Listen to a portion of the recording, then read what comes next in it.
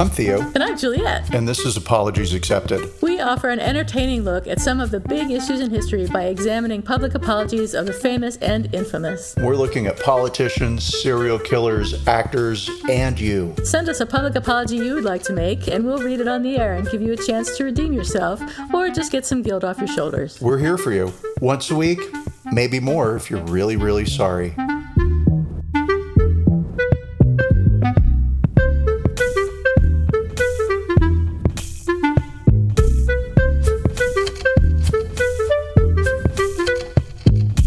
Hey, everybody. This is Apologies Accepted, the podcast. And I'm not Theo. And I'm not Juliet.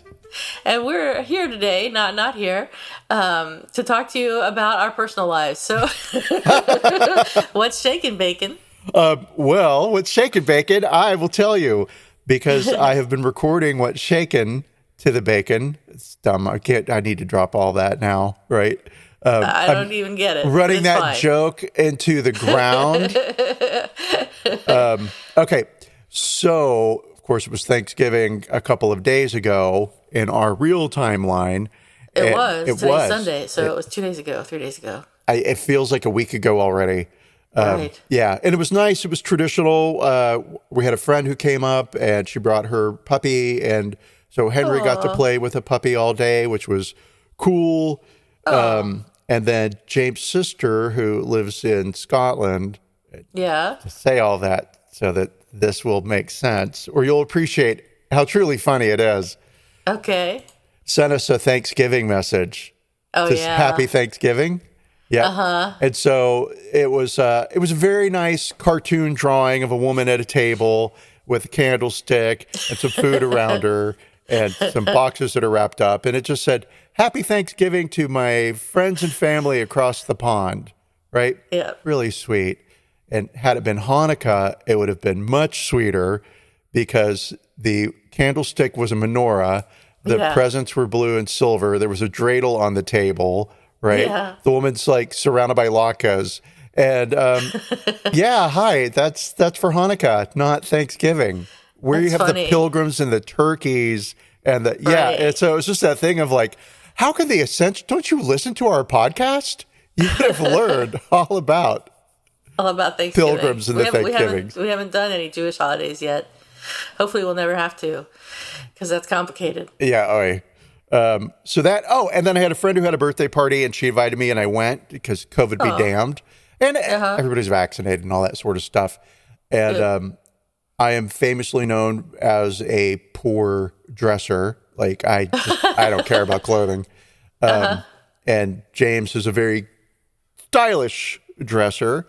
And so he said, "Listen, you can't go out of the house in jeans and a black t-shirt. You have to wear a sweater and do this." That's classic though. I know, right? And easy. Just put a leather jacket over it and you're done. And haven't you heard of Steve Jobs? I was going to say Tim Jobs. That's his first name. No, I haven't heard of Tim Jobs. Well, he was a very famous computer guy, Juliet. So anyway, I went to this party, and I got there early and had to leave early because there's a bunch of we had a whole thing happening. So I left early. Okay. And they were very cool people. And they were dressed in jeans and t-shirts. And she was having a Nightmare Before Christmas birthday party, so it was kind of themed, and some people were there in like costumes, and it was very fun. It was very cool. I was a little intimidated because I was dressed like everybody's elderly uncle in my sweater, in my Brooks Brothers sweater. So, well, I'm sure you look lovely. Oh, I looked stupid, but it was fine, right? And so I was leaving, and because I was intimidated, and because I was leaving early, and because that felt rude, and because it was fun, right? And they were very nice. They talked to me and everything. Had I been them, I would not have talked to me. I was like, oh my God, who left the door open? Hilarious. One of your neighbors is here. So anyway, I was leaving, and so I'll say social anxiety, right?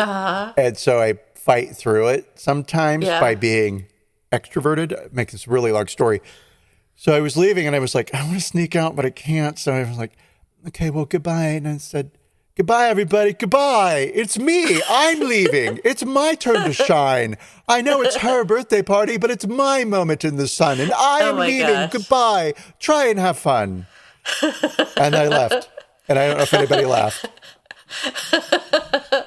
That's hilarious. I think so, too. Oh, my God. I would have left, too, after that. Yeah. But it was because of that like intense pressure I felt of like, oh my God, these are cool people and I'm leaving early and I'm embarrassed. And so why don't I just do something truly embarrassing forever? Yeah. Oh, that sounds like fun, though. Yeah. Fun party. Yeah, it was good. And then on the way home, I was at a stoplight and pulled out my trusty notes app because I had this idea and it occurred to me that if this happened, I would not be surprised. Right. Uh-huh. So if a giant UFO came down out of the sky, right, like over Manhattan, and the entire world comes to a stop, right? The thing's like 50 football stadiums long, right? Floating in the sky. And then a voice comes out of a PA system from the UFO that says, will Theo and Juliet please report to the head office? Theo and Juliet, please report to the head office. I wouldn't be surprised. I would go. I wouldn't even be like, what? Like, of course we're in trouble somehow, some way. Oh, you're assuming we're in trouble. Oh, I was assuming they loved our podcast and they wanted to talk to us. We're awarding you this gold trophy. Trophy? Trophy. Well, they're aliens, for your Juliet. Podcast. Well, they don't know. That's right. They don't know any better. They don't know what a trophy is. They have trophies on their planet. So we would get a trophy. I had a full night's sleep. Oh my God. What made you think of that in the middle of driving home from a party? The light hanging in the sky, which was red. What if that was a UFO? Right. Oh my God. So that was my week, and that's been everything. And what about you? Because you had a really cool weekend. Well, I mean, I actually did something. So I went to Fisherman's Wharf and stayed in a hotel, the Kimpton Alton Hotel, which is I like Kimpton hotels because they welcome pets of all sizes for free. So it was really awesome, and it's a really nice hotel too. So and I got like a 40% discount because they have a yearly sale, and I picked that place to go every year. I buy hotel nights at the sale and go wherever. Last year or the year before, we went to Sacramento. It was probably 10 years ago now, who knows. But I mean, it's not really exciting places, but just sort of mini short distance vacations. Anyway, so I got to walk around not downtown. I got to walk around Fisherman's Wharf and in the early morning before anyone got up and take some pictures, which were fun, and visit the sea lions, which are on the pier, and sort of check everything out, get Starbucks with the dog, of course, because I go everywhere with the dog. So it was really fun. And then on Monday, I got my eyes examined, which was also very exciting. So I did two things in 1 week. I got new glasses, which are very cool. I got sunglasses, and I got the lenses replaced in my other glasses with my new prescription, which is all very fun. So I had a lovely time leaving the house this week. I'm very impressed, and I'm going to say you have to stop doing all the things and leave some things for other people to do. I haven't been invited to any parties, but I don't think I would go, especially now with Omicron. Are you worried about Omicron? I'm very worried about Omicron. I can't even say the name. Our cousin, I say our because she has the same birthday as I. And so, she's my cousin now too, officially. So we have the same, which is great because this is kind of our subject for today too. We'll be talking about somebody's birthday. And she's coming from Britain and maybe not. Oh, really? Because, well, I mean, I'm projecting 2 weeks into the future when this variant has like overtaken the planet. I understand they're already requiring people coming into the U.S. to be vaccinated, which about fucking time, honestly. But. Well, right, and I don't. That's been the case. Has it? Yeah, I didn't realize that. Yeah, when they dropped the border, but you know what I'm saying. Like when they were like, okay, people in. Come in, we need your money. I see. Which happened on November 8th. I know that. You had to be vaccinated. So you have to be vaccinated or you have to have tested negative, but for sure you have to be vaccinated. Okay, cool.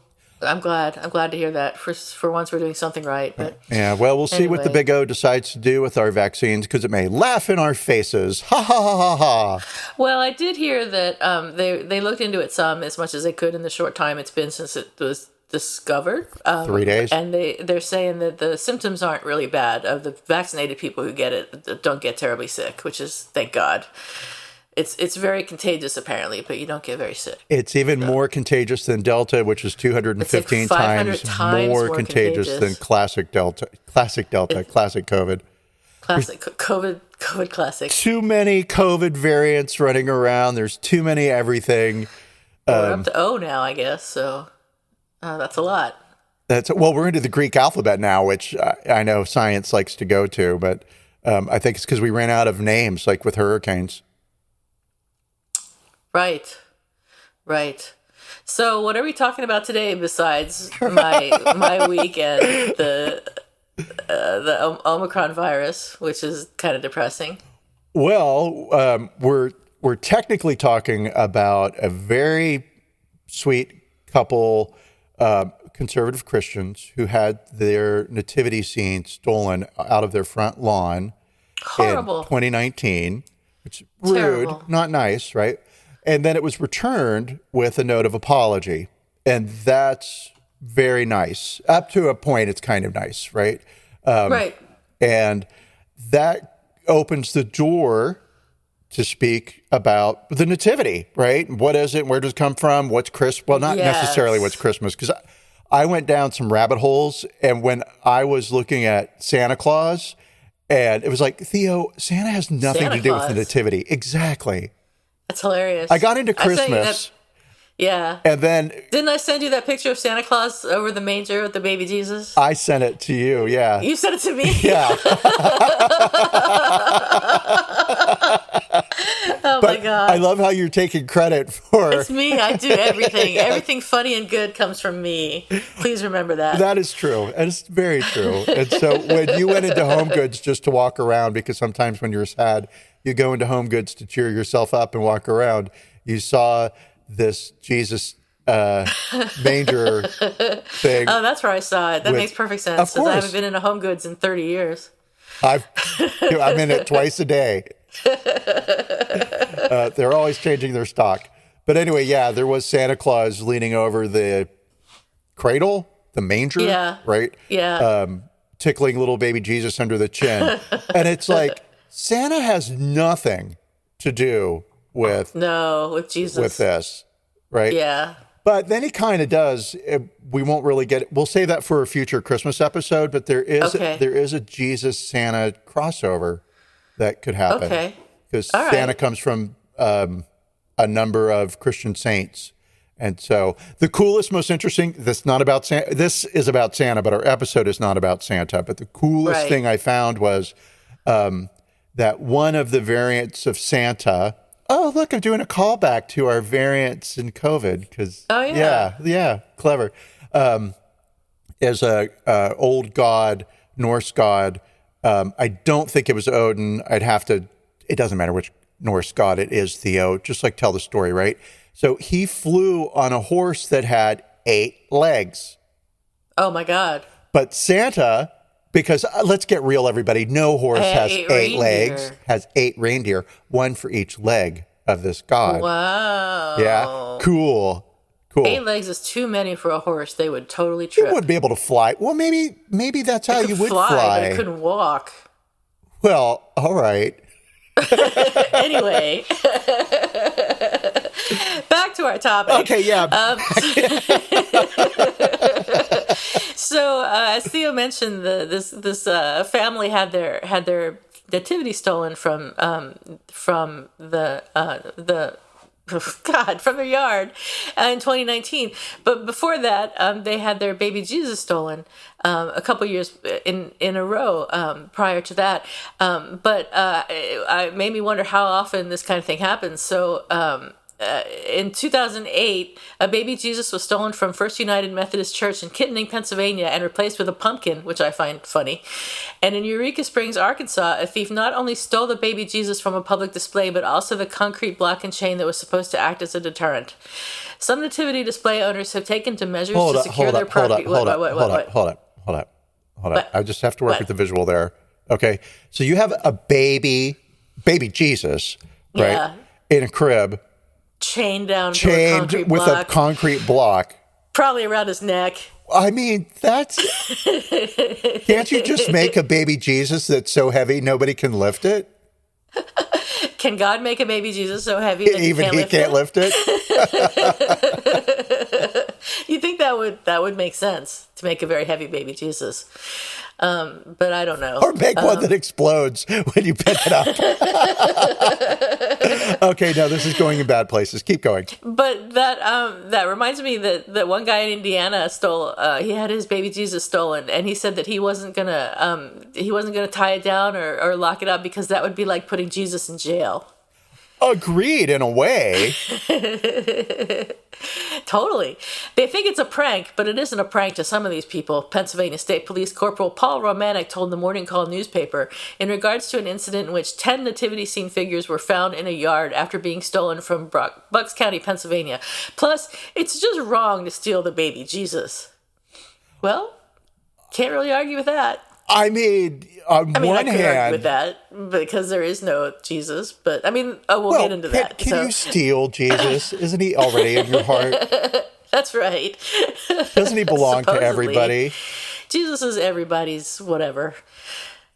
So whether or not it's wrong to steal the baby Jesus, in Albuquerque in 2019, the baby Jesus was stolen from the Thorson family's manger for the third time in 4 years. But that year, not only baby Jesus was stolen, but the entire nativity scene. So the first theft from the manger was just the baby Jesus statue, and Phyllis Thorson put out a sign asking for him to be returned, and he was. The next year, he was stolen again, but the sign didn't work. She said, "Whoever took it, I hope they now have Jesus in their hearts, not just in the statue. Perhaps they needed Jesus more." And I'm going to just flag this right here because, Phyllis, I speak passive-aggressive, and so I know what you're actually really saying when you say that. You're saying you hope they rot in hell forever for stealing your baby Jesus. Bless their hearts. What can you do? Exactly. So in 2019, after the theft, Phyllis put out her sign again. The theft wasn't recorded on the couple's home security system because the camera had mysteriously stopped working that night. But 4 nights later, the camera showed 3 people in hoodies carrying the statues back to the yard with a note. And we'll talk about the note later when we get to rating the apology. But this all got me wondering, how accurate are nativity scenes? Let's talk about it. Okay, yeah, because I went down a similar, usually we go down very different pathways. I know. I went down a similar pathway, but different things really caught my interest along that path. So let's see where you landed. Cool. Well, just jump in and contribute wherever you like. So the Bible does say that Jesus was laid in a manger, but the Atlantic magazine says that in reality, that cracks me the up. Atlantic magazine. Which one would you believe? In poorer places like Bethlehem, animals were brought into the lower levels of homes at night to protect them from thieves. So the wise men had come into the house, according to Matthew 2:11, and they saw the young child with Mary, his mother. So Jesus was probably born in the first floor of a poorer home. And the Bible doesn't mention any animals being present. And there's no evidence to prove that Mary rode a donkey to get to wherever they ended up. So most likely she was on a cart or carriage of some kind in a caravan. All right, that's cool. I Yeah, never thought about the conveyance of Mary. No donkey involved. The 3 kings or wise men who allegedly visited may have been wise men, but were not kings, even according to the Bible. The Bible only mentions wise men who may have actually been astrologers from the East who followed a strange star to visit the baby Jesus. Well, we won't even talk about the impossibility of following a star through the desert to a single home, or the viability of the Bible as a historical document. The Bible does say that these wise men brought 3 gifts, but there may have been more or fewer wise men. Only the number and type of gifts is referred to in the Bible. Some Eastern churches say that 12 wise men visited the baby Jesus. Oh, well, you can discount anything that the Eastern churches say. They're crazy. Most nativity scenes in the U.S. show the characters with white skin, which of course is problematic. Jesus was not popularly depicted as white until the mid-1800s in the U.S. Historians agree that Jesus was of Middle Eastern descent, so his family likely had dark skin, hair, and eyes. In addition, Jesus probably wasn't even born in the winter, and there's no biblical reason to celebrate Christmas on December 25th. The Bible says that shepherds were living out in the fields, keeping watch over their flocks by night, when in winter, shepherds took their flocks back home to shelter them rather than keep them in the open fields. As late as the 3rd century, Christians didn't even celebrate the birth of Jesus. The earliest discussion of the birthday is in the 3rd century writings of Clement of Alexandria, who raises 7 potential dates, none of which is December 25th. The first record of a celebration of the birth of Jesus on December 25th comes from a 4th century edition of a Roman almanac known as the Philokalia. Alongside the deaths of martyrs, it notes that on December 25th, quote, Christ was born in Bethlehem of Judea. The real reason for the selection of December 25th kind of cracks me up. It says that it was exactly 9 months after March 25th, the traditional date of Jesus' crucifixion, which can be inferred from other dates given in the New Testament, and Christians had developed the theological idea that Jesus was both conceived and crucified on the same date. Not the same day, but the same date. So they set the date of his birth exactly 9 months later to the day. And the most important thing about that is that March 25th is my birthday. So that's right, it is. It is. Oh my God, I didn't even think about that. You are welcome. So I will say similar research, right? Yeah. A little broader than that, according to one of my sources, it was commonly held that people died on the same day they were conceived. And it's like, how could anybody have really ever believed that? Because you could just do some math and figure, but birthdays, the date of somebody's birth, wasn't as important then as it is today, right? So it was just, you were born and that was fine, right? What was more of interest is what you did. Interesting. So, yeah, so people just didn't really track their own birth dates. So it's entirely possible, I guess, now that I am making fun of them for believing something that's so obviously not true, that like, well, if you don't really know exactly when you were born, you know you were born in the summer, let's say. Right. Right. Okay. Sure. So yeah, there's a lot of differing theological opinions about the date of the birth of Jesus. And some of these people they'll fist fight you over the date that they've determined is correct. But it's sort of more commonly held as December 25th, based on what you've just said, that Jesus was executed on March 25th, and therefore the reasoning holds that he was conceived in his mother's womb on March 25th. Fast forward 9 months from March 25th to December 25th. It's very fitting that Jesus was killed on your birthday. Well, and then he was conceived on my birthday, too. So I want to put that in the mix. But my birthday is very important. It is very important. Theologically, all Christians celebrate important. It. They just didn't know why. They just didn't realize it. Yeah. So there's not even proof that Jesus was born in Jesus' birth year. According to many scholars, the events of the Nativity took place around 7 BC.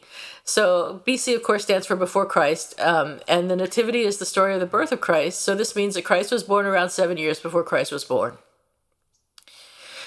So then I started wondering if Jesus even existed. The Catholic schoolgirl anger. Well, how could you be born 7 years before you were born? I mean, that's right there has to raise questions. I have the answer for that. What is it? I have the total answer for that. Okay. So, the year is wrong, and our calendar is wrong. What? Yeah. It's actually the year No. 2026, not 2021.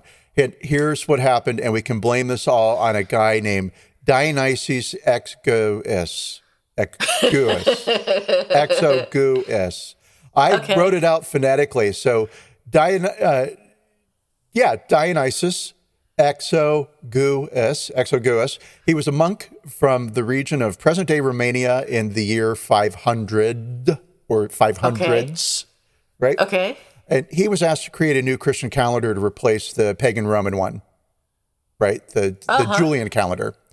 So, of course, being a very devout Christian monk, that's why they were like, hey, you figure out a new calendar, okay? You do this. We're using this pagan one, and it's not good. We don't like it. It's pagan.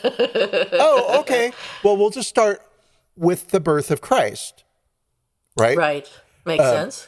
And so, makes sense. And that terminology has been with us ever since. So we still commonly use BC and AD to talk about pre-Christian / post-Christian.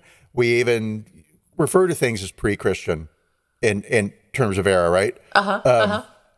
That has, I'm going to get academic here, sorry. That has changed. And we being academians, now say CE, current era, or common era. Yeah. And BCE, before common era, before current era. But okay, whatever, cool. Right. How smart I am. So poor Dionysus, or happy Dionysus, was asked to figure out a calendar. He was like, okay, birth of Jesus. And he started counting backwards from the Roman emperors because we knew how many years each Roman emperor had reigned, right? Right. So he got to the first Roman emperor, who was reigning when Jesus was born, who was Emperor Augustus. And Emperor Augustus ruled from 31 BCE, to the year 14 AD or C. Okay. Sorry, everybody. I'm just going to say CE and BCE, and I know it might be a little jarring for some listeners. I apologize, but I want to stick to that. So, okay, cool. Well, actually, Augustus ruled 4 years prior to becoming Augustus. He was Emperor Octavian. He changed his name for a variety of reasons, which I won't get into because they're also a little sketchy on the details. But he became even more important. So as Octavian, he ruled for 4 years, and then he convinced everybody, and everyone around him was like, things are going pretty good. Yeah, you're a god, and everything belongs to you, and you're amazing, and you are august. We're going to change your name to Augustus. So anyway, Dionysius forgot that Augustus had been Octavian for 4 years previous, and he also forgot the year 0. So our calendar is actually 5 years off from what he intended it to be. So he didn't calculate 0. We go from 1 BCE to the year 1 CE. Yep. Should be a gap in there. And then he forgot the 4 for when Augustus was Octavian.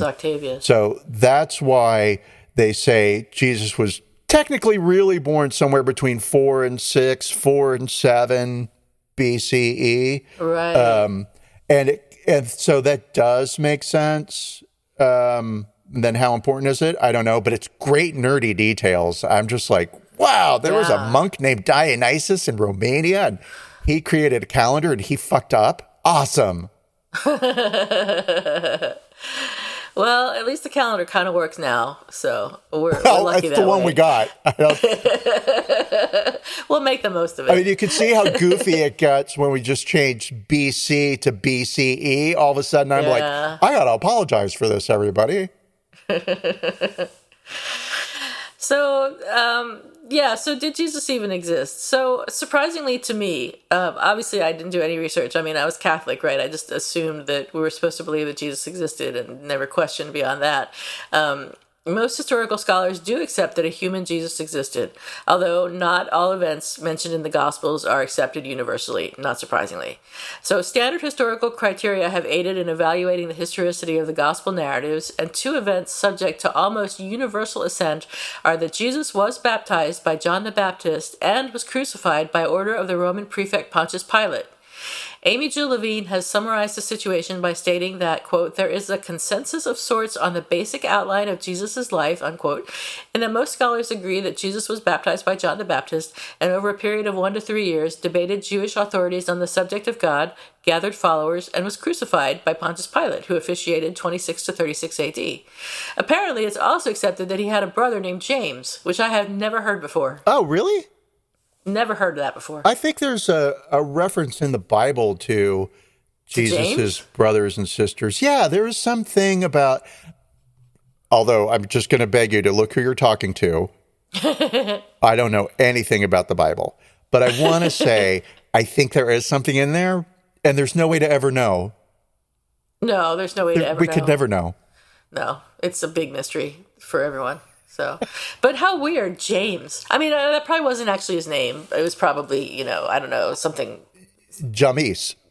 Something like that, but just weird. So anyway, in sum, popular representations of Jesus' birth are inaccurate, with 3 kings that may have been more or less than 3 or who never existed, Jesus' birth in a stable that was really a house, and everybody having fair skin that should be dark. Oh, well, guess what I just found? What? I found that the New Testament names James the Just, Joseph, Simon, and Jude as the brothers of Jesus in Mark 6:3, Matthew 13:55, John 7:3, and Acts 1:13, 1 Corinthians 9:5.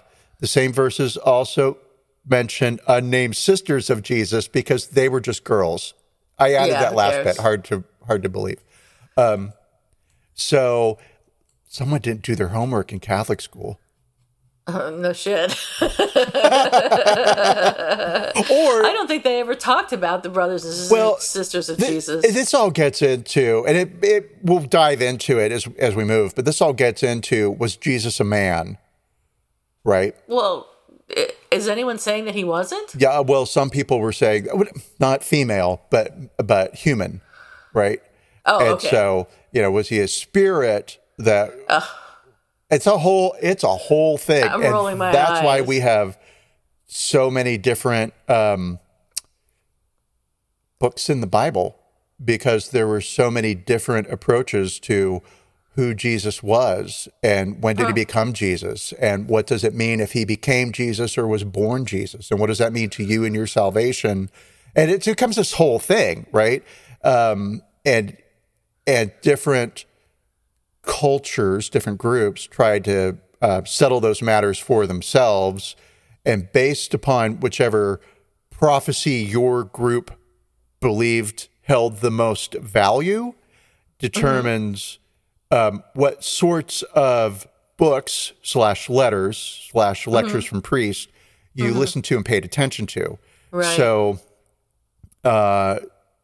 So in our first two, well, when we get into the Bible, we'll get into it. I derailed you. There's so much. And so I can see where the brothers and sisters of Jesus weren't that exciting in terms of the Bible. It was probably really exciting to be his brother or his sister. Bet. I mean, probably in a bad way. Well, yeah, probably, because he was considered a criminal and he was executed put to for death that rather painfully. Yeah. And I have to stop there because that's about the extent of my knowledge of Christianity. Talk about not doing your homework. Okay. So that's all I have about the Bible, and I'd like to let you talk now. No, you're not allowed to do that. I know you've got way more. Because the next thing I have is about the apology itself that Russ and Phylis got. All right. Well, I've got some fun stuff on Russ and Phylis. I was like, ooh, who are those people? But cool. I'll get to drag us through first century Christianity very quickly. So as I was lecturing, there were many different groups and many different thoughts about what does it mean to be the Son of God, right? And there was this question of, if Jesus was born as a God, straight out of the womb, born as a God, then does that mean that humans cannot ever reach salvation because we were born men? And if Jesus was born as a God and experienced life as a man, just lived on this plane, then did he really experience life? Right. It's like being uber wealthy and eating at McDonald's once, and then I understand poor people. So got that. And then there was another thought, another way of viewing Jesus, which is that he was born as a man, but immaculate conception or what have you, right? And even at the time, there were questions around that, but whatever, right? Jesus was born as a man, and then he becomes God at a certain point. And that's what I was taught. Well, so that became the more traditional, more comfortable way of looking at Jesus, because that allows our own salvation, because we're born men too. We born men. And then we die gods, right? We can go to heaven or whatever, right? So the question was he always a God, or did he become a God? And if he becomes a God later in life, that actually's got to mean something, right?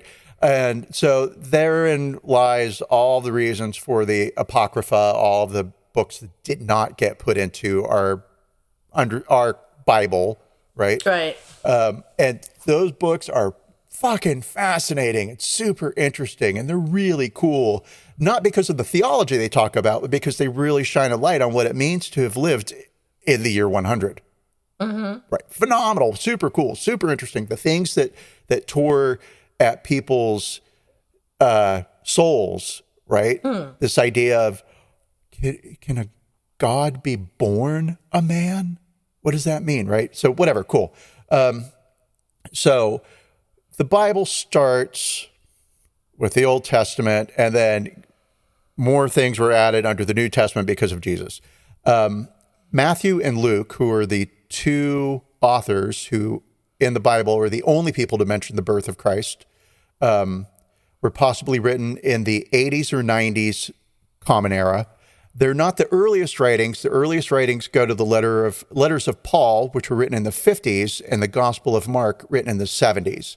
So it wasn't until about 50 years after Jesus, probably 20 years after he died, that anybody sat down and wrote anything. Everything was just oral tradition. And sure, this was a culture that didn't have common writing, and so oral tradition was the vehicle through which stories were transmitted. So their oral game was pretty tight. Hi, you're welcome for that. God. Thank you. But so Mark, which is the earliest gospel, doesn't mention the birth of Jesus at all. For him, Jesus becomes Jesus at baptism. In Mark and John, Jesus becomes Jesus later in life. He's not born Jesus, or not born a God. So we already dipped our toe into this first century debate. Was Jesus born first as a man and then inhabited by a God, or born a God and experienced life as a man?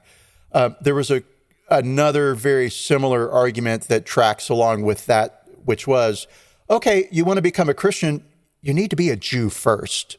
So, hey, pagans, you want to become a Christian? Well, first you have to convert to Judaism, and you have to live your life as a Jew, because that's what Jesus did. And you can imagine how many converts that one. All right, you want me to join your religion, but first I have to do this other religion? Weird. Yeah, I don't know. I think I'm just going to keep worshiping this tree. That's an incorrect quote. That's right. So, okay, cool. That's it. And on one hand, that sort of makes some sense, right? You can see that. In order to become a Christian, first I have to become a Jew. Sure. All right, cool. There's also this idea out there. So the first books of the Bible really just talk about, the earliest books of the Bible, I should say, just talk about Jesus as like an adult. And it's not until about 30 years later that we get Matthew and Luke, and suddenly they're talking about the infant Jesus. Well, there's one thing we know, and it's that children like stories about other children. And so the Jesus cult had some legs. Hard to believe, but yeah, it survived. And you started having first and second generations of Christians. And so these children's tales explain to children in a way to like get there. They're almost, I'm going to say cartoons. They're first century cartoons, right? So baby Jesus is needed because now you have Christian children who need to be able to relate to what you're going to tell them, right? So, all right, cool. And I'm not saying that that's the one, or they're not saying that that's the one reason that these things were, but it was a benefit, right? It served an additional purpose. That's very interesting. I never would have thought of that. Neither did I, and I want to thank the scholar whose work I just ripped off. Okay, so Matthew tells a very straightforward tale, right? He begins with the lineage of Jesus, and then in Matthew, it's all about Joseph. Joseph finds out that Mary is pregnant, and he decides he's not going to marry her, but then he has a dream, and an angel in this dream says, listen, she's really a virgin, and you're going to marry her, and you're going to name the child Jesus. And Joseph marries her, but they have no marital relations until she had born a son, right? And that answers a question right there to first century Christian/converts, and that is, by no way can a human man have ever been involved with the birth of Jesus, because even Mary's husband didn't have sex with her until after the child was born, right? Right. Purest to pure. Allegedly. Well, you know, I'm going to say, may God forgive me for the joke I'm about to tell you in about a minute and two. Okay, so within Matthew, there's nothing about a revelation to Mary, right? There's no shepherds, there's no angels singing. It's the wise men. And it's the wise men who are important to Matthew because most likely he is concentrating on one aspect of prophecy, which is all the nations of the world will bow down to him. And so he needs to show somehow, some way, that all the nations of the world did bow down to Jesus at some point in time, right? And that time happened at birth. And so that's why he's not talking about shepherds, because that's just not the important aspect for him, right? We'll get into the shepherds when we get into Luke. So Matthew is only about the star, and he's only about the wise men, and he is only about Joseph, right? And so the wise men, as you mentioned, there was no number of them, see the star, and the star was probably, they think, Jupiter rising in the constellation of Aries. And at the time, Aries was understood to mean Judea because of the ram, right? So when they saw Jupiter, which was the star of kings, rising in Aries, they said, there's a new king born in Judea because of astrology. Weird. Right? Crazy. They believed it. They believed it enough if they believed it, right? If it happened, if that's true, right? Then there you go. Because, sure, we're going to go with okay, this is all true. We'll just say that, right? But really, it's not. These are stories that serve a purpose, that prove a truth, right? Right. And so here's where we're going to take a deep breath, and I'm going to introduce a Greek concept that we maybe have talked about before, which is called aletheia, right? And aletheia simply means the essence of truth. What's happening doesn't have to be true. Right. But if it conveys a message that is true, then it is true. Okay. Right? So the parables, which I don't really know a lot about, right? I'm more comfortable with Aesop's fables than I am with the parables of Jesus, but I understand there's some parables in the Bible. Like the water and the wine and the bread. Is that a parable? Because I thought that was a thing that actually happened, but okay. It's a parable. I mean, it doesn't mean it didn't happen, but it's a parable. Well, I'm going to believe you because you went to Catholic school much longer than I did. This stopped at about the third grade. You can see the reason why. We cannot teach that kid. So it doesn't matter if Jesus actually turned the water into wine, right? Because whatever the essential message within that might have been, which is, I don't know, about hospitality, I don't know, right? Right, yeah. I don't know it. But it's the essential message that's true, right? The water and the wine, incidental. Doesn't matter. Who cares, right? Right. And this is the way the Greeks handled their gods. Is Zeus. Is Zeus really living on Mount Olympus? It doesn't matter. What matters is that Mount Olympus is so tall, you'll never get to the top of it to find out. I have hijacked this, so we're going to keep moving. Okay. So the wise men come to King Herod and they say, "Where's this child who was born the King of the Jews? For we have seen a star and we have come to pay him homage."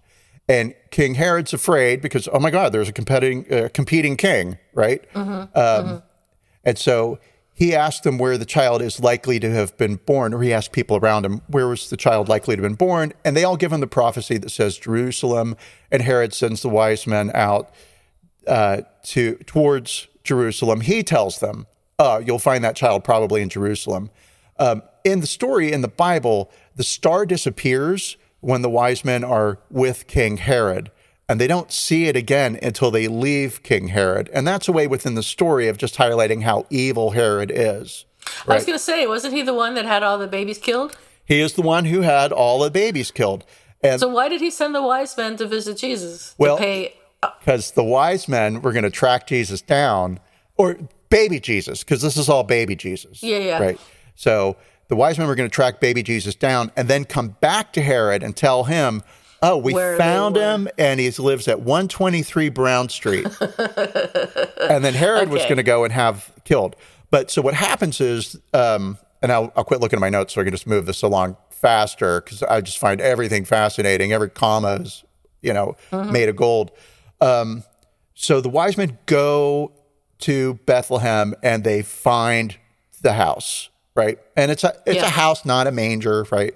And they go inside and they see Jesus and they give him the gifts, and then they have a dream, and the angel tells them, "Hey, don't go see King Herod again. And don't sing any songs about him either." And so the wise men say, we're not going back to wherever Herod lives. So they put a lot of stock in their dreams, these people. Prophecy, right? Right. God speak to people through prophecy. And so, so the wise men go back to their home country, which is never specified. There's a lot of apocryphal writings about the wise men and how they came from China or they're from Iran. There was a lot of guesses, right? And cool. So the wise men go home. This is all just like in the Bible, right? Go home by a different route. So they don't go home the same way. So they're hiding from Herod, right? Yes. There's some discussion, this will show you how crazy it can get, that the expression went home by another way, which I think was the literal translation of it, means by another way of thinking. They had converted to Christianity, right? That everything that touches Jesus has to convert people to Christianity, has to show people the truth and the light, right? Because all of these stories simply exist to prove that he's true and valid and real, right? They're reinforcing earlier prophecies. So with the wise men going to with them being wise men, there was a whole thing about Zoroastrianism, right? Zoroastrianism. Thank you, Zoroastrianism. I still can't say it. And the wise men were possibly of this sect.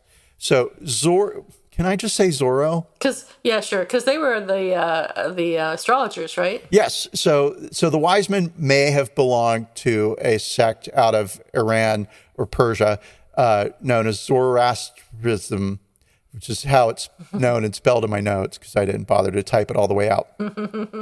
And they believed in all the gods, all of them, right?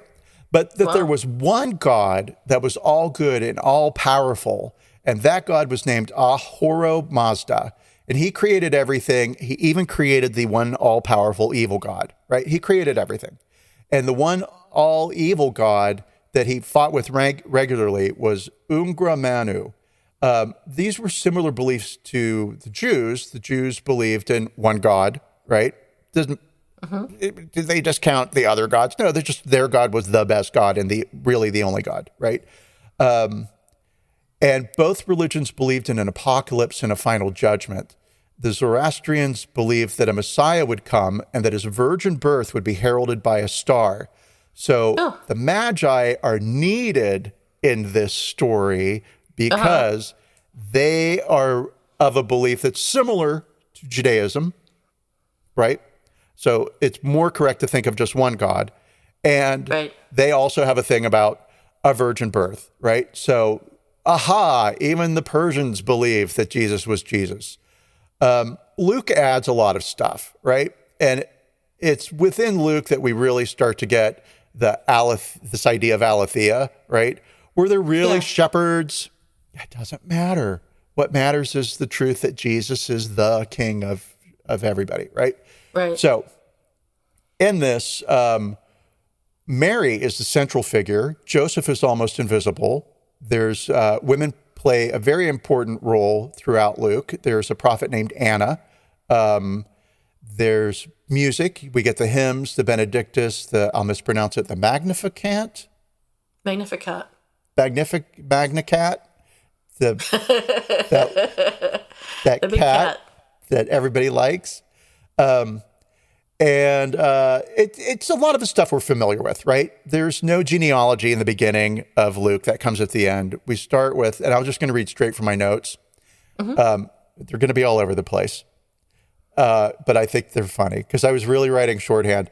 We start with the conception of John the Baptizer, then the conception of Jesus and the Annunciation. This is much more about Mary and is the more familiar story that we know. An angel comes to her and says, "Hey, you found favor with God," and tells her how great her son will be and that she should call him Jesus. Reiterates that Jesus is a descendant of King David. And I'm going to stop right here just to say that within Luke, what's most important is this association with King David. In yikes, who was the earlier one? In Matthew, we have it that what's important is that all the nations recognize and that Zoroastrians come out because they believe in a virgin being born.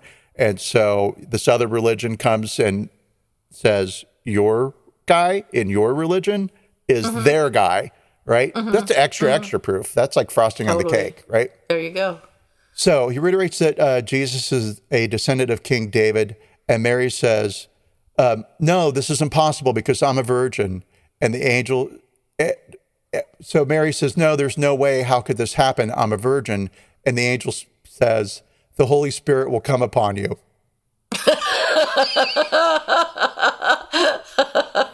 Now, I had to stop with my internet research on that because I was like, that's a really brutal way to describe things to a virgin.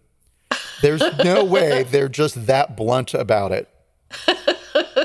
There is no way. And so, ladies and gentlemen, I present to you the Bible and Luke and somewhere like 118 to 41. I don't really know what those numbers mean, but I'm on page 1762 of the HarperCollins Study Bible, which was a gift given to me by my professor when I took a summer theology course. Because he was like, God, you need some fucking help. Okay, so Mary said to the angel, how can this be since I am a virgin? The angel said to her, the Holy Spirit will come.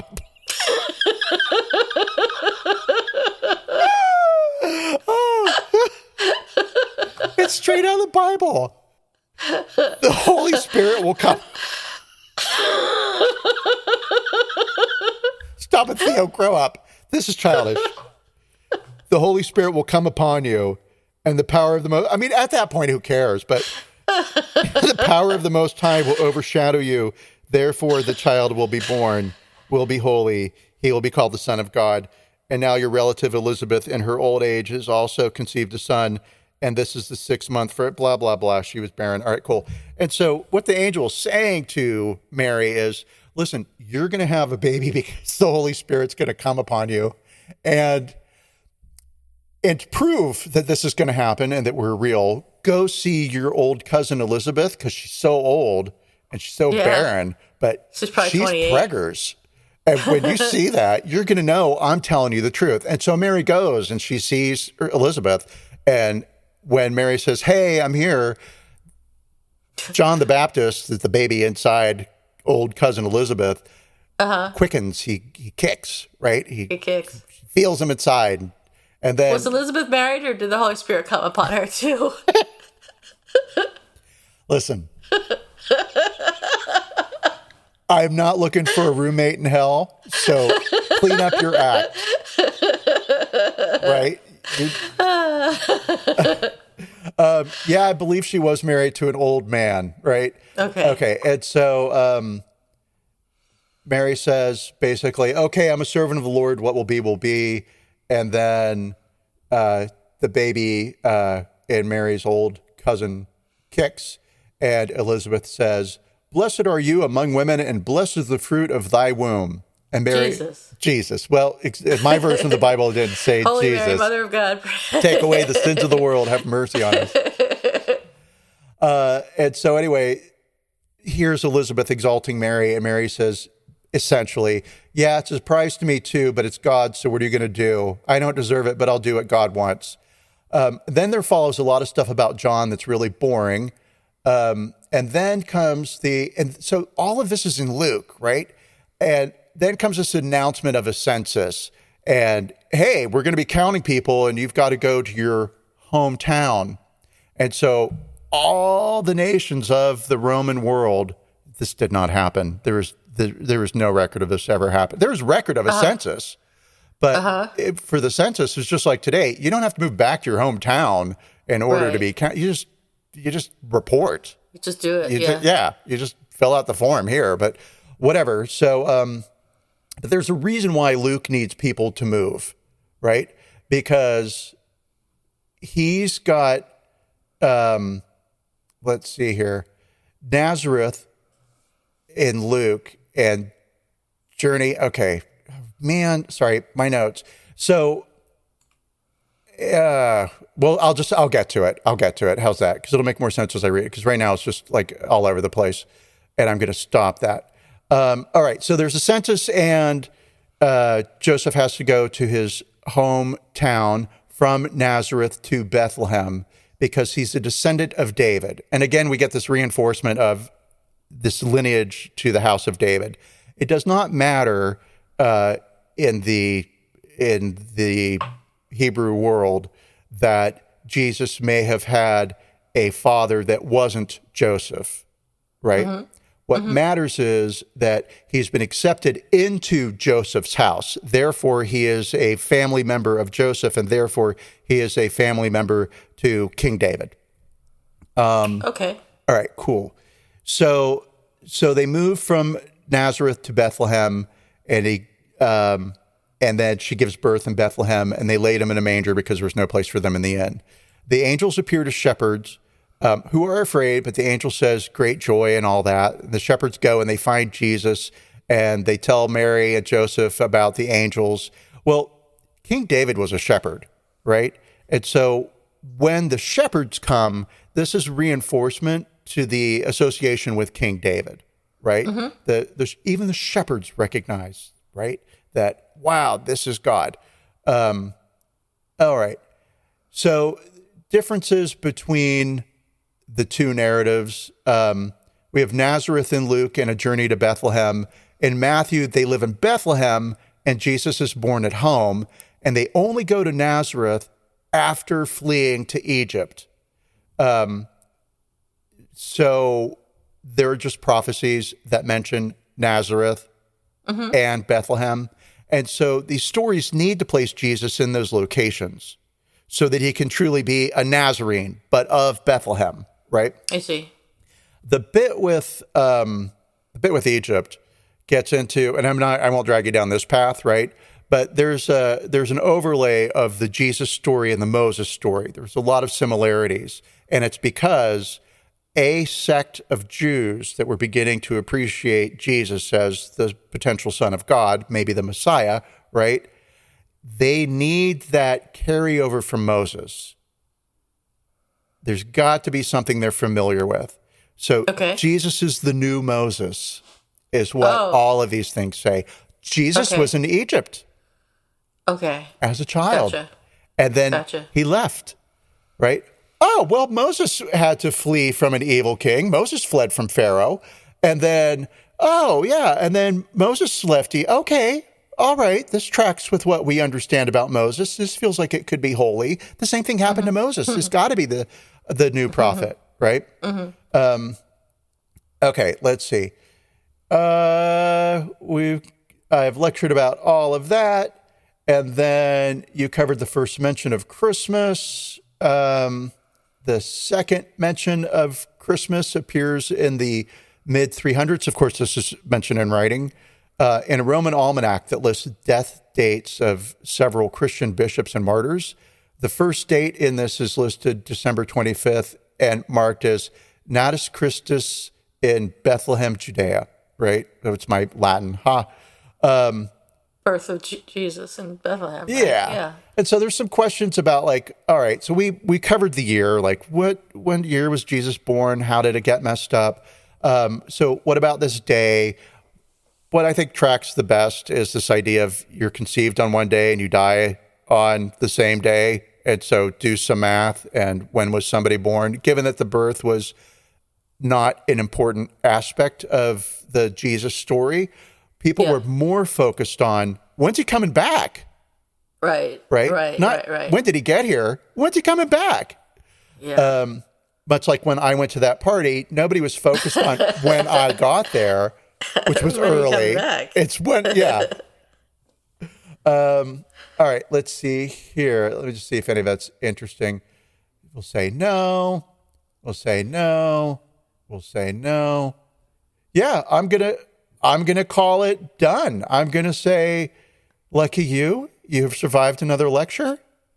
That's all more than I ever knew about Jesus. So it was way more than I ever knew about Jesus, and it's the stuff that I find really interesting because it's like I don't want to believe any of this, right? I want it proven to me, and I don't, I mean, totally, just need it to be real. That's all. It's got to make sense. Yeah. Otherwise, why bother? And that's the way God made me, and so He's got to need somebody to ask those questions. And here I am. We need to quickly talk about the apology. Yes. So back to the Thorsons and Russ and Phylis Thorson. So if you recall, at all. The Thorntons had their nativity stolen from their yard in 2019, and their cameras caught the image of three people in hoodies carrying the statues back to the yard with a note, and the note said, "Dear Russ and Phylis, this letter was written to offer the deepest apology one could muster. This action wasn't done out of malice or prejudice and had no political, ethnic, or religious reasons. It began as a prank that went too far. Although words can only go so far, hopefully you can find it in your hearts to forgive such acts. Again. The deepest and most sincere apologies. God bless and have a Merry Christmas." You know, it's just occurring to me that I think they wrote that themselves. Anyway. Oh, hey, no, I thought you meant the thieves wrote that themselves and didn't have a PR agent involved. I think the Thorsons wrote that, but maybe not. I must say, it wouldn't be a big surprise. That didn't occur to me until you said it, but now I'm like, okay, all right. Because that's an awfully good apology for three hoodlums in hoodies. It's a very, very nice apology in the form of a printed note. And I get that you're not going to use your own handwriting if you stole something and you're going to take it back. I'm sorry, do you really have to leave a note? I mean, we did have the kid that stole all that Halloween candy who left a note. Yeah. But that note was in handwriting. Yes. Yes. So Anyway, I don't know who wrote that, but anyway. So let's evaluate the apology. So was there an expression of regret? Yes. They said it began as a prank that went too far. There was an explanation of what went wrong. Same thing, and an acknowledgement of responsibility. There was a declaration of repentance where they referred to the deepest apology one could muster. which There was an isn't a offer. word Go ahead. that kids use. Muster. I know. Yeah. And they said they thought they were young because they moved easily, as Quickly. opposed to the Thorsons, who were probably older and understand what it's like to get old and not be able to move so quickly anymore. Well, and how weird that their camera wasn't working the night it was stolen. Stolen. Ooh, you're saying the whole thing was set up. But I'm starting to build, just like the Jesus story, I'm starting to bring my own needs into it and then overlay them onto the facts that are known to create a story that vibes with what I think about our friends Russ and Phylis. Well, and the world. Yeah. But also them. Yeah, them. Good old Russ and Phylis. So there was an offer of repair because the statues were returned, and there was a request for forgiveness when they say, hopefully you can find it in your hearts to forgive such acts. So the apology, as an apology, I will rate this apology a 10 out of 10. I think it was a very good apology. Oh, all right. Look at you. See, I gave it a 7.5 to 8. Oh, yeah? Right. So it was high, right? Yeah. But I think as I was thinking through it this morning, it would have been better if they'd apologized in person. Well, they probably didn't want to get arrested. Well, but you're bringing it back and it was a joke and nothing was hurt. So, you're going to arrest me for stealing your lawn things that you left out there with no cinder blocks or chains on them. Haven't you heard about the baby Jesus? You should have just left a note saying, please steal. Right. So, all right. Yeah. I mean, it is a good apology, and it's great that they brought it back. It's not cool to take things from I know I've had stuff stolen from my yard. Nobody left me a note or brought it back. And if they had, I would have thrown it away because it's like, I don't know what you did to it. Exactly. Don't know where that's been. Right. You could have rubbed things on it. I knew that's where you were going with that. I know. It just crossed my mind if they stole a statue of the Buddha. But okay, whatever. And so yeah. I did look at a couple of other articles about this same story because it seems to be the only thing that's happened in that town. Because there's like 3 it made the news. It made 2 of the local news stations. Right? I mean, guys, just sit at a stoplight. You're going to catch people running through it. I mean, wow. But, okay, cool. Whatever, to live in a nice town like that. Russ and Phylis were first surprised by the note because Phyllis has an unconventional spelling of her first name. Right. She uses 1 L, not 2. Right? But Phyllis forgot that she left a big note on her yard and a dry eraser board, right? It's like 3 feet tall by 2 feet wide that she signed with her name. Oh, so Phyllis, I'm going to say mystery solved. Yeah. There, right? Yeah. And Phyllis, by the way, your phone number's also on the internet because when I Googled you, it pulled right up on the first page, like your full phone number. And it was definitely you. And I thought about calling. Because I was like, I want to ask you about this hat that you're wearing, Russ, that says Gorilla Ball on it. I don't know what that is, but it feels like a message in a way. And so what's up and what's wrong with me that I'm seeing messages and hats, right? But I'm going to say in another, actually one of the news clips on the local news stations, Russ is wearing a red hat that said, finish the wall on it. Oh, man. The wall had 2 L's, unlike his wife's name that only has the 1. So we hate the Thorsons. They can go to hell. Well, I'm going to say in that way that Phyllis said about whoever stole that statue obviously needs Jesus in their heart more than I do. That maybe not. Phyllis, Russ, I hope you have a lovely day. Yeah, exactly. Yeah, so they're conservative Trump supporting Christians. Ooh. And who then went on to say, well, clearly, they didn't say clearly, they said, we think the stuff was stolen because we're conservative Christians who have a Trump flag in our yard and we support gun rights, and we have signs in our yard that say we support gun rights. And I'm like, first of all, you guys that stole the nativity set from a guy that supports gun rights, you are dumb as fuck. You're begging to get murdered. Do not go on their property. Not worth it. And then also Phyllis and Russ, nobody cares that you're conservative Christians. So nobody's targeting you and stealing your nativity. If they want to fuck with you, they're not going to steal your nativity set. They'll, I don't know, steal your mail or throw eggs at your door. Some stupid things like that, right? This was just, they were driving around. They saw your I know, because I was this teenager. Driving around, nothing to do, saw a thing, thought it'd be funny to take that thing and do something different with it. I cannot tell you how many things we have stolen off of other people's yards and put into other people's yards, and thought it was just, we thought it was so funny. We stole, those construction sites that have the blinking yellow thing on it, and I don't know, whatever it stands on. We stole one of those and we put it in somebody's driveway. Oh, man. Yeah, Durham, North Carolina. Any of our listeners. You were bored. Oh, totally. There was nothing to do. Durham, North Carolina says it all. Yeah. But so it was, I totally believe it was a prank. The interesting thought that they may have done it themselves to get sympathy. For attention. Yeah. You need to get that message about that wall out to the public. How can we do That's right. Get on and TV? Whatever the gorilla ball is, I have no idea. But the self-satisfied smile that he has wearing that hat. And I've done some Googling, and I'm just going to say, careful with your search terms, kids. Well, I mean, if you Google gorilla ball, you're not going to get anything you want to see. Gorilla ball racist, gorilla ball Trump, right? Gorilla ball, whatever. And not fun.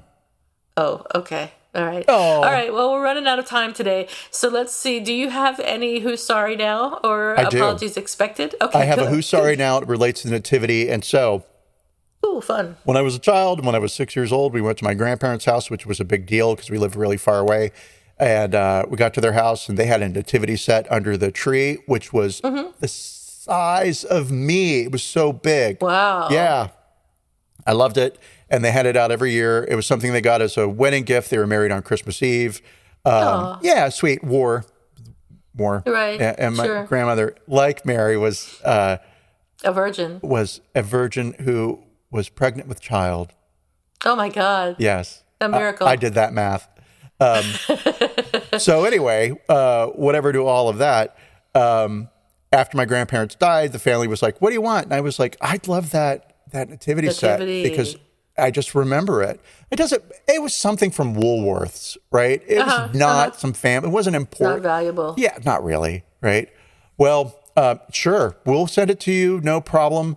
And we'll box it up and great. Oh, you know what? I can't get down to the UPS today to get it out to you. Okay, I'll do it next week.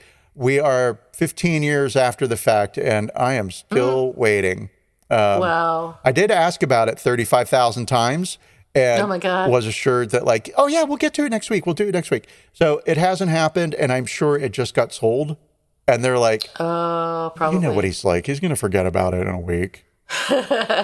He never forgot about it. So my family owes me an apology. I want that nativity set like Phyllis. It's a real story. It just tracks with our. Yeah, I know. And what's going to happen is one of my family members is going to hear this, and then we'll get another thumbs down out of Warren, PA. Probably. Yeah. Yeah.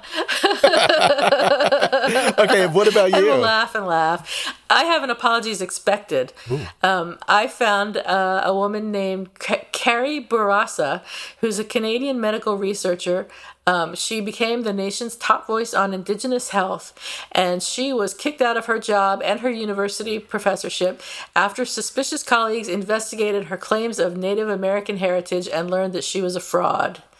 So, shades of what's her name? I can't remember her name. Oh, well, there's Rachel Dolezal. Yeah, Rachel Dolezal. Then there's the other professor whose name I forget, and Jessica Ferg. But no, that wasn't the name. Yeah. Don't send hate to anybody by that name. Yeah, but there was the other one, our Forbidden program that we recorded and then couldn't release because we were all over the place. Yeah. Forbidden program. So Carrie Barrasso was suspended as scientific director of the Canadian Institute of Health Research's Institute of Indigenous Peoples' Health when the CBC exposed her claims of Native heritage were false. And I am expecting her to apologize any second now. Oh, let's follow up on that and then do that one. I'm sure we will.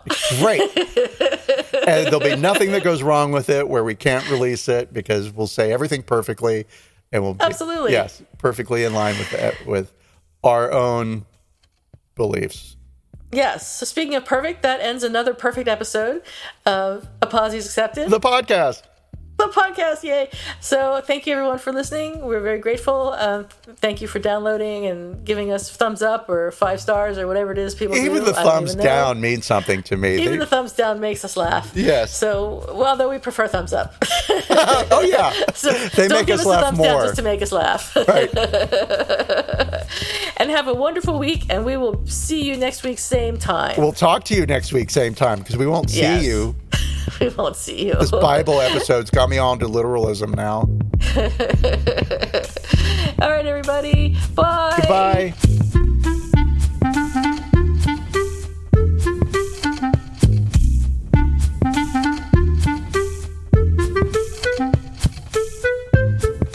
Thank you for listening to Apologies Accepted, the podcast. You can find links to the articles and the sources in the show notes. To submit an apology or find out more, visit us at apologiesaccepted.net, where you can also find our merchandise. We're on Twitter at Apologies Accepted. And on Instagram at apologies.accepted. You can support our important work at Patreon.com/Apologies Accepted. And fuck Facebook.